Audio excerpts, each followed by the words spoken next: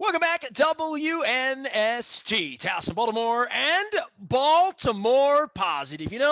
When folks said to me, why are you not sticking to sports anymore? And I'm thinking, well, you must have missed my career back in the 80s with the rock and roll band. And a dear friend of ours stopped my wife this week and said to her, is your husband kind of like the Almost Famous guy? And she's like, yeah, kind of. I wasn't in his life back then, but the people in his life back then said so. This month, I have reached out to lots of rock and roll friends. You can find John Allen, you can find Mickey Coachella. At some point, I'll find Jill DeVille, the great Tommy Comwell. Sans the Young Rumbler is going to be joining us. But I'm going right to the top right now. It's one of my favorite people in Baltimore. When I think of all of these spiritual godfathers that I've had who looked out for me and over me, this guy is among the first, right back there with Jack Gibbons and Mike Marlowe and Bob Nusgard and Tom Robinson. This guy, I don't know why he did it. I'm going to give him a first opportunity ever in 30 years, my 30th year on radio. I don't think I've ever had Bud Becker on. I'm going to give him an opportunity to explain why in the hell he and Lou Principio gave a 17-year-old version of me backstage access at Hammerjacks Concert Hall. And Bud, you were the voice of Hammerjacks Concert Hall. So anybody out there in 98 Rockland, they will know your pipes. I love you, man. How you doing? It's good to see you. I'm doing great. And your first question, I can answer. Why we took care of you through the years. You were like 17, and I remember sneaking you in the back door so you could review the show, It's interview true. groups. It's very true. Okay. Why did we do that? Because the Evening Sun was a reputable No, I'm going to tell you right now. I want to tell you why. In the days of Hammerjacks, and early days, Tom Perry headed the security. But security, unfortunately, was big muscle steroid guys. One night, you were in there, and out in front, the security had just taken over some guy, thrown out, and pounded him into the pavement. You came to me and Louie and said, hey, I just saw this. We went back and we knew you were a newspaper guy. And we asked you as a favor, we understood, to please not print that and we would take care of it. You said, hey guys, I will abstain from printing this, but if I see anything in the future, all bets are off. That was it. Well, I don't even remember that. I mean, I was 17 years old. I don't remember incidents there. I do remember being backstage and seeing people get thrown out for all sorts of crazy stuff. I mean, all I could think about, Bud, is in that era, and I saw Vinyl on HBO maybe 5-10 years ago, whenever that was out, and thinking about that era of rock and roll. And I saw you put the LA Guns pictures up recently, and I've always told my wife those were always interesting nights down at Hammerjacks. But I just think of the way rock and roll was and what you were doing, not at Hammerjacks, but before then. I see your pictures with Jim Croce. I saw your picture with Johnny Powell and the Brothers Johnson at the Baltimore Civic Center, now the Rofo Arena. Appreciate our sponsors there. Make sure you real fresh, real fast. Get over to Royal Farms. But I think about that industry at that point. And then, the rock and roll industry later on in Hammerjacks and clubs and whatnot, but just cash industry, drugs, bands, girls, rock and roll, celebrities, security issue. I mean, just all sorts of people stealing. What an industry. What a life you've led, all of you old rock and rollers, Bud Becker. Well, that's it. See, I've said, I think I've outlived all my enemies. So I'm out there. But what year were you born? 68. 1968. You were out with the Doors in 68, right? I did the Doors with Jack Alex at the Alexander Roller Rink. Then I went on with Durwood Settles.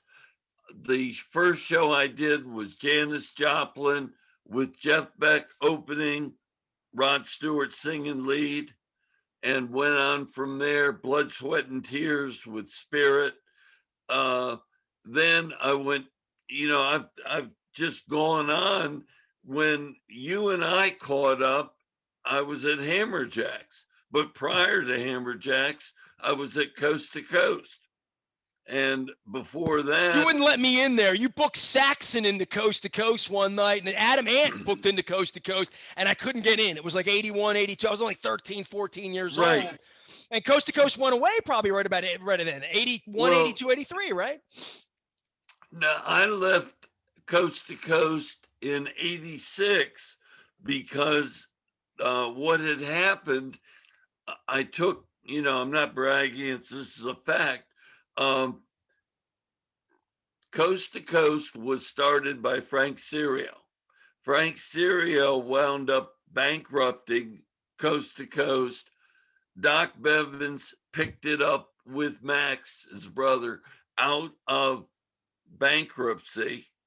He put Dick Gray in charge of booking. Dick Gray didn't know enough about national acts. He contacted me and hired me to book nationals.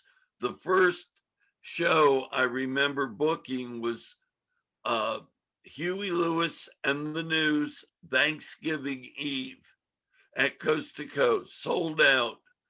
And I Want a New Drug was number one in the country. And I went on, if any of those shows at Coast to Coast up until 86, when I was approached by Hammerjacks to come in and do something. They had opened the concert hall, didn't really know what they were doing. And Did you when book they that Eddie got Money me, show in there that first night when they opened that? I'm sorry? Did you book that Eddie Money show No, at no, Hammerjacks?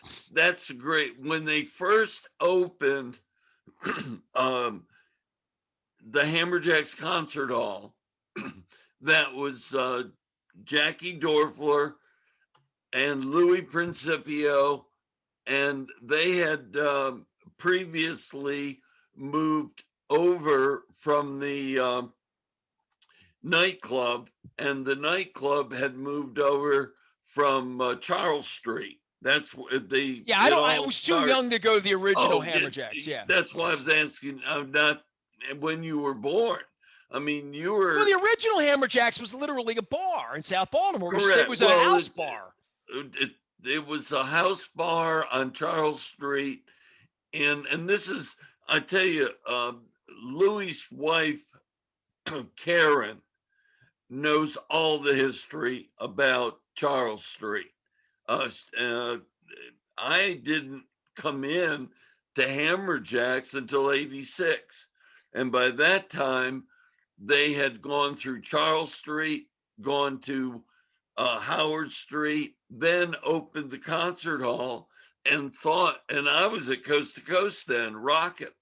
And they opened it and they started booking. And they didn't, God bless them, they didn't know what they were doing. And I had to give you an example. I had a band, and I can't think of the name, booked by ATI, well, an offer in for 2,500.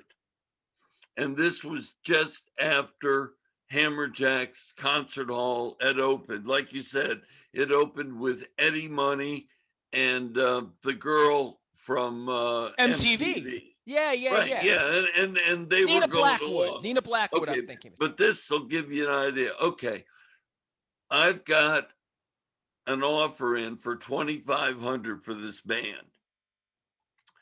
Phil Ernst was at ATI. He was my agent. He calls me back up and says, "Hey, Bud, I got some bad news. What's that?"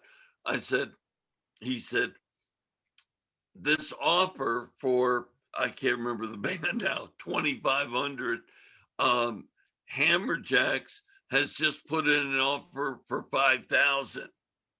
I said, oh, and he said, well, I'm going to have to go with it. I said, Phil, no problem, but you're undershooting. Tell them 10 grand, they'll take it. He said, they will? I said, I guarantee it. Called me back. He said, Bud, I owe you one. They just paid $10,000. So in 80, this to give you an example, in 86, I get a call from actually Don Wayner. And Don was booking the bands into Hammerjacks. He was their booking person. And he said, they're over $100,000 in debt. They need help. And he had Louis, it was a crazy time with what, It was the 80s. drugs. It It was the was 80s. drugs and everything. And part of what was going on. So Louis, at one point, 98 Rock had Autograph, and they had Autograph coming to Hammerjacks, and they had a deal to do a live broadcast. So if you can picture this, this is before I got there. Hammerjacks, the back door, you know where the back door was, obviously. There's the The only recording way I truck. could get in. Right. The recording truck has this snake cable going from the truck through the back door. Obviously, they couldn't close it, and up to the stage. And so 98 Rock was promoting that, the concert was down there at Hammerjacks, or you could listen to it on the radio. Well, Louis, I don't know why, you can ask him, freaks out and thinks they're making money on him. He tears the cable out from Autograph. So obviously it disrupts the live concert feed. It also disrupts 98 Rock, who had sold the sponsorship. So shortly after that, they called me to come in. Don did. And I found out 98 Rock refused to do anything with Hammerjacks. They didn't care. They wouldn't send a disc jockey. They wouldn't announce their show. That's what I started with. I started with that, and I started with the accounting. They were $100,000 in debt. So the first thing I had to do when they hired me was work this 98 Rock thing out. And Chuck Ducote, God bless him, great. I've known Chuck now probably close to 50 years. I first met him when he was at KTK. And through Chuck Ducote, we managed to get a meeting at 98 Rock in the boardroom.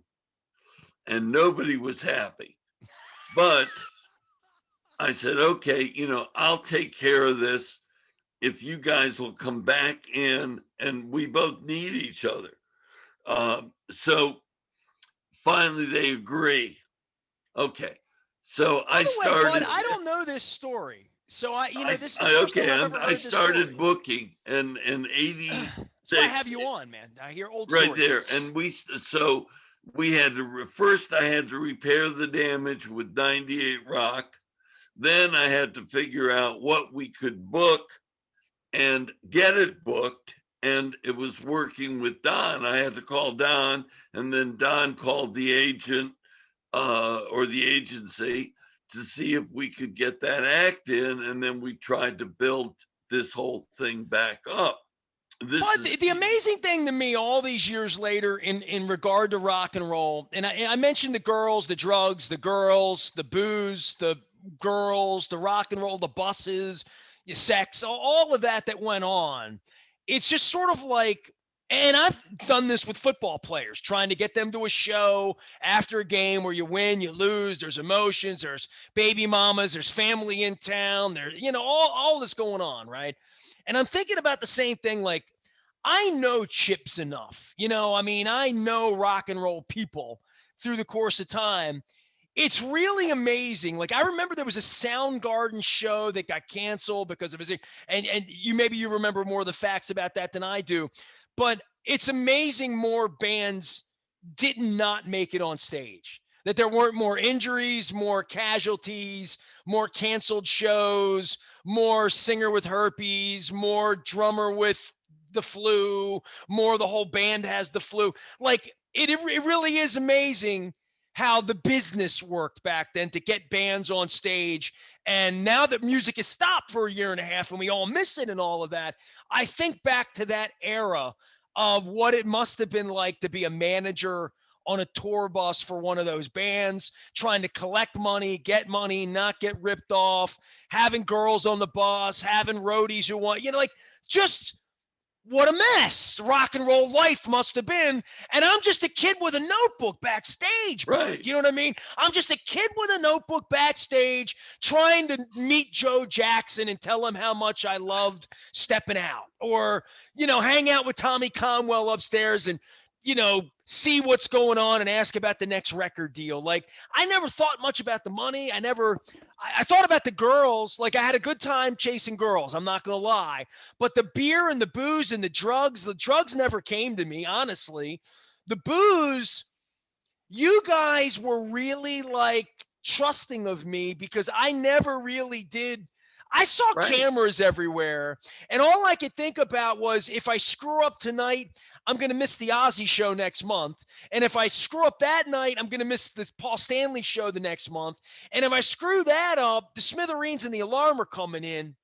And I don't want to put Louis in a bad spot or piss Bud off, and I don't really need that beer with Jill DeVille or at the bar or Anne Marie because like if I get burned, I'm going to lose my gig. I'm going to lose my gig at the paper, and then I won't get to go to Merriweather, and Elton John's in town next month. And I got an interview with Robert Plant set up in Philly next month. I can't like screw my life up, but like there are a lot of people screwing their lives up there, Bud. Well, I think I was the only one that survived, man, okay, you've touched on a whole bunch of, but I've got the answers.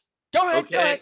Yeah. All right. Now, number one, we knew all that about you initially. You were only interested, or at least as far as we were concerned, you were only interested in getting the story and getting the interview and getting the review. I was relentless. I was a relentless. I'm still relentless in different ways, but like I was really. It's hard for people who didn't know me. Like my wife can't imagine me at 17 sitting down with Steven Tyler backstage and asking him questions. I have the pictures though.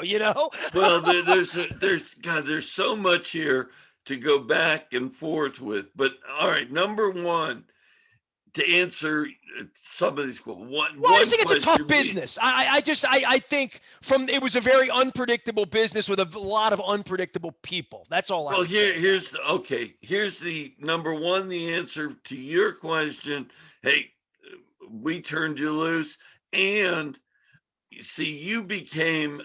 I go back to it. You became inner circle when you did not publish what you saw that night of the. Well, it wasn't a news story. It was literally like I just didn't see it as a news story. Yeah, we did. I can remember the whole thing. You were upset, and it was Louis and me and you. I literally have no recollection of this. It's 35 years ago.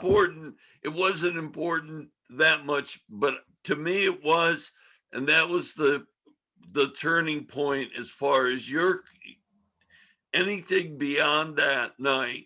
You were in crowd. You were part of our circle. That's none. Okay, number two, you were talking about how these shows went down. In my contract with Louis, it's stated right there. I still got it. I did not have to be in the club at night. bearing that, I think maybe over the 7 years I was in the club, maybe for 2 dozen shows, maybe. I I didn't can see you at remember. night very much. You and I No, talked on the no, phone a lot. no. That You was know where it. I would see you is you and your wife would show up when like Bon Jovi and Cinderella were playing the arena. You know, Well, like then that was because of the kids. I mean, my kids. I was working for uh, Doc McGee on sponsorship for. Actually, it wound up for Motley Crue and Bon Jovi, but that's another whole story thing. But here's the point: at Hammerjacks, I had Steve Kitches. Steve was the greatest, is the greatest. So the this way guy it right here. worked, This is Steve right next to Sam Kinison. How about that, right?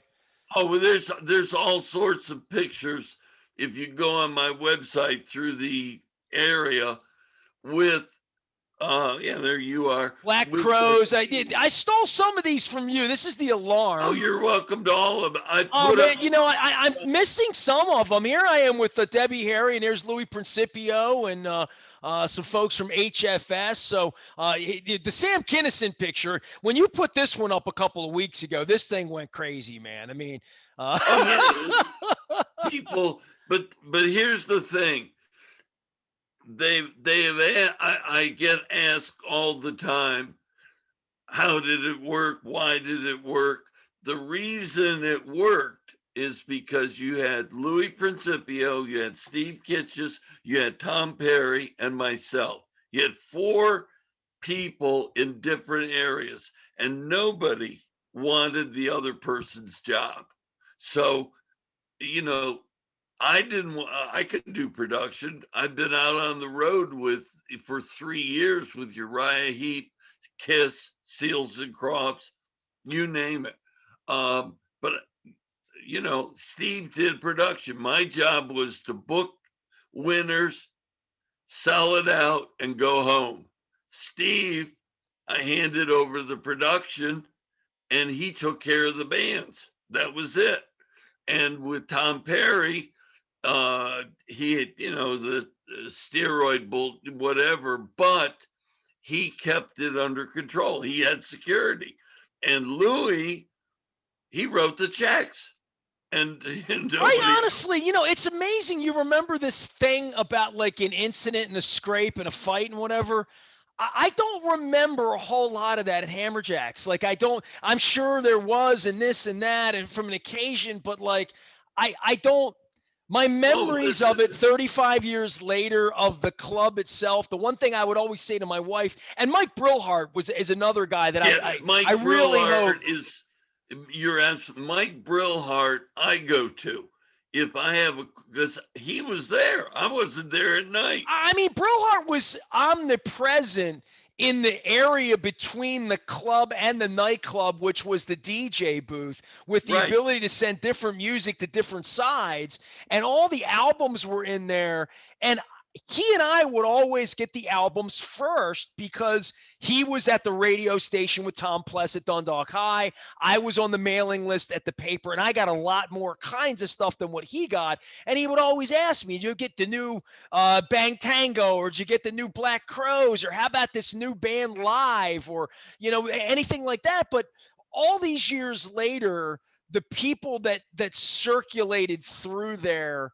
I had Mickey on last month, which the stories that he and I asked him what he was doing there, like why how we all wound up there, and 35 years later living to tell the tale of rock and Oh roll. yeah, yeah. Well, Mickey, there's several things, but one thing that Mickey was great at, like Louis. In other words, Mickey and Louis were interchangeable on that stage, and Louis, because I talked to Louis a lot through the years.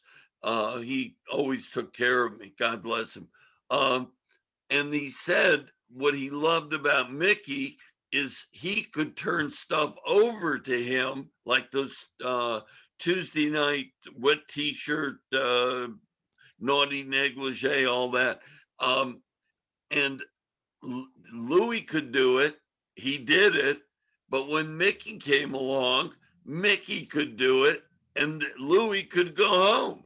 So there was that interchange. I saw when Kicks were out at the fairgrounds the last time. They have a video clip of Mickey on stage, and it just brought back memories. That that's what it was all about. But you know, one thing you mentioned, sort of alluded to, Cameron Crowe, uh, almost famous. Well, that's the movie, right? I mean, Well, here's the thing. When Cameron Crowe, I wish I could talk to him, but when Cameron Crowe was 17, he was the youngest writer for Rolling Stone magazine. I'm out doing Deep Purple. In fact, I was responsible because of my relation with Bruce Payne, the manager, um, to get that free Deep Purple show at Hammerjacks. But it was Deep Purple, Electric Light Orchestra, and Elf at the Norfolk Scope. I get a telegram because this is the 70s. I got a telegram that Rolling Stone was sending Cameron Crowe to my show to interview Richie Blackmore.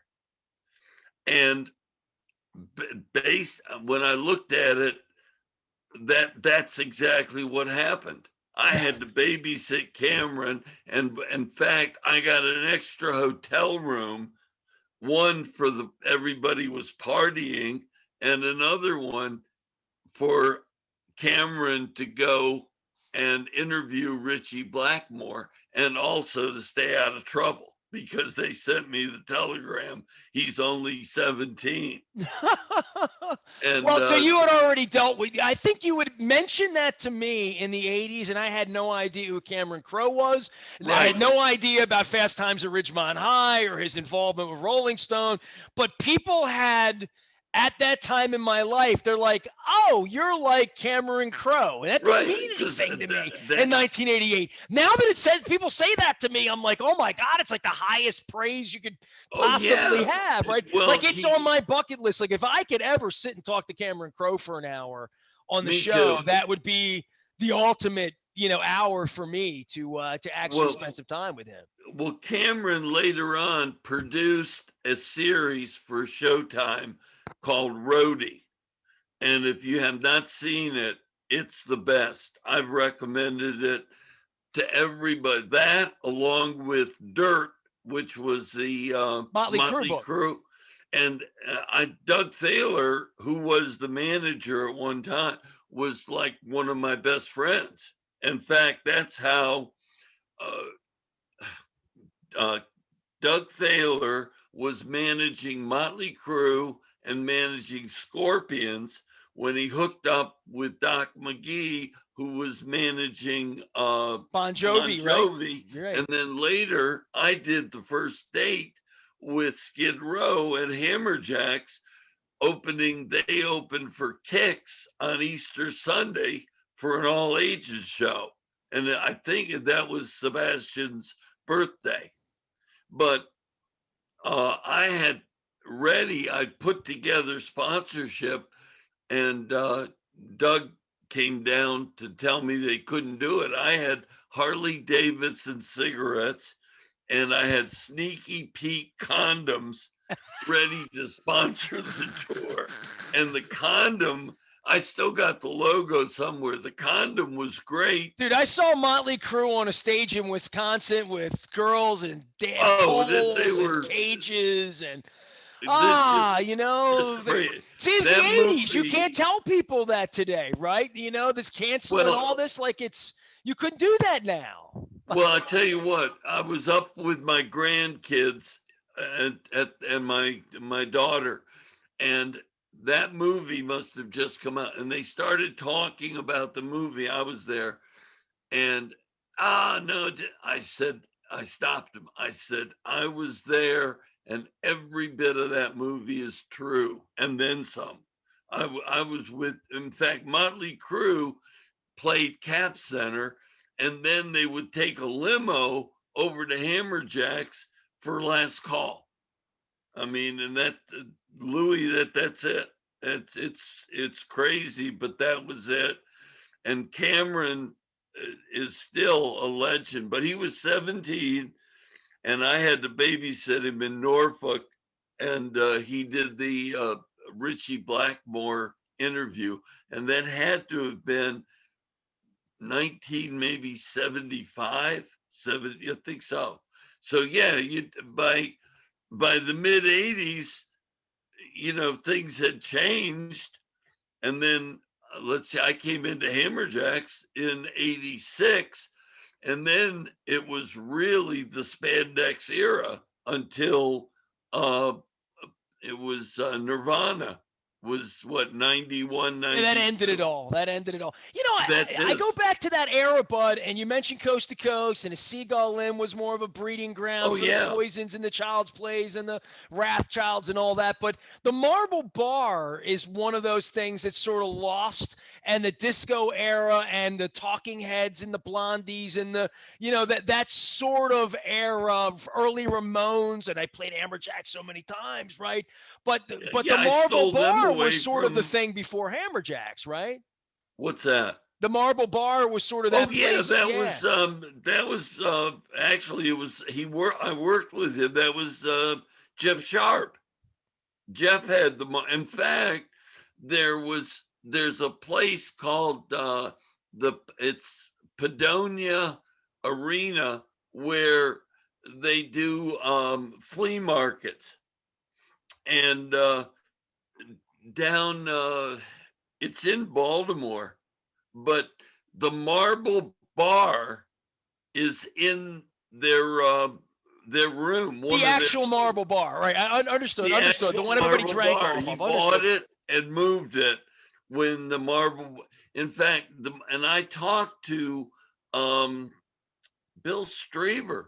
I think bought the Marble Bar, and they were going to do something, and I talked about consulting on it. And yeah, but you're right. The Marble Bar, uh, that was, God. There was a couple of there was all sorts of groups. They could do anything.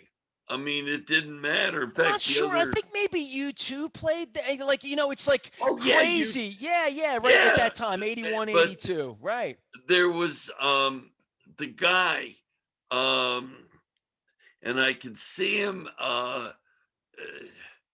Oh, it was the mood ring. What was the guy who had "You Broke My Mood Ring"? I don't know.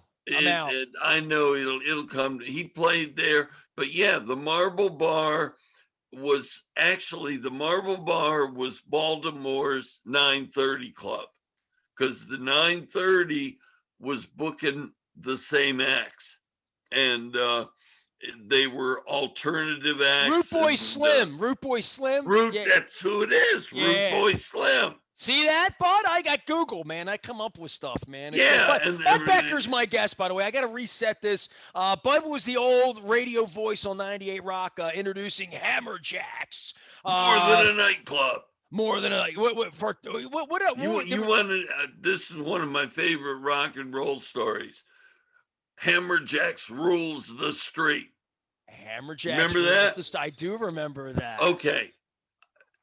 Have you heard the story about how I'm I came about up with to. it? I'm about to. And then we're going to wrap this up, and I'm going to throw back out, and we're going to, at some point, you and me have a coffee together at Royal Farms and hang out, because it's good to visit with you, Bud Becker. I love these old rock and roll stories All in right. advance of Tommy Conwell coming on. So go Yeah, ahead, give it to well, me. we did Tommy on the Hammerjacks reunion. I do And remember that. right, and I was there. Mark Allen's band backed up Tommy James. And Mark Allen, who's like one of my best friends of all time, he never played Hammerjacks, but he played the reunion backing up Tommy James. All right. Now, the story of Hammerjacks rules the street. You ready? Go. Okay. There was a point with Hammerjacks when everything was rocking. You had Pier 6, you had Fish Market, you had Hammerjacks, everything was going on at that time. And also, I had started with Larry Melbourne over on the East Side and the Ladies of Memories. I created that for Larry, and he made a lot of money from it.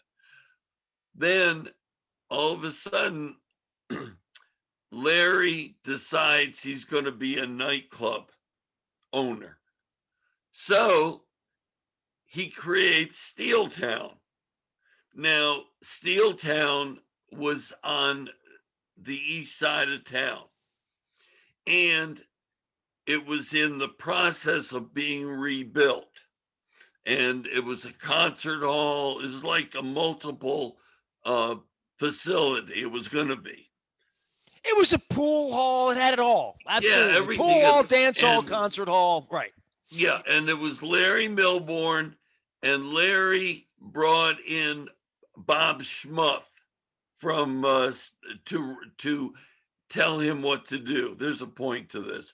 Okay, so you've got Larry Milbourne, you've got Bob Schmuff, you got a couple, and they're building this steel town. They haven't got a club, but they're building, and I'm keeping an eye on it. They started advertising in the Baltimore City paper. So I pick up the Baltimore City paper because we were double truck, if you remember, in the center every month with Hammerjacks, the calendar. So I pick up this issue, I flip it over, there's Steel Town, and underneath Steel Town is rules. And I looked at that and I go, Steel Town rules. Oh, but what does it rule? I don't know. So I came back and I said, I got an idea. Hammerjacks rules, but what does it rule? It rules the street. So I created this commercial. Hammerjacks rules the street. Oh, it was like more than a nightclub. It was, but it But was the thing I rules. remember were the free shows. You know what I mean? Like that was Well, part wait a of minute. like. I'm not done yet. Yeah, I'm go not for it. done yet. Okay. Hammerjacks rules the street. So I figured, hey, done.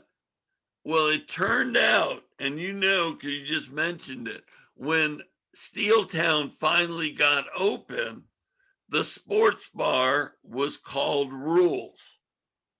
It had nothing to do with Hammerjacks rules the street, Steel Town rules the street. It was a bar in Steel Town. But by that error, to this day, people talk about Hammerjacks rules the street, and they still have the T-shirts. That's my story. Bud Becker, I love your stories. And, it reminded me when I saw you and Johnny Powell. We lost Johnny recently. I ran into him last year out at State Fair, one of my great sponsors, having a little egg Benedict. But, the stories that we tell, and every time I think of the era back at Hammerjacks, I don't just think of the time you were there or weren't there in the 80s, but I think of these really romantic periods in the 70s where you're running around on a tour bus with Kiss trying to get paid. Oh, I don't know. Well, Kiss, that's why I met my wife.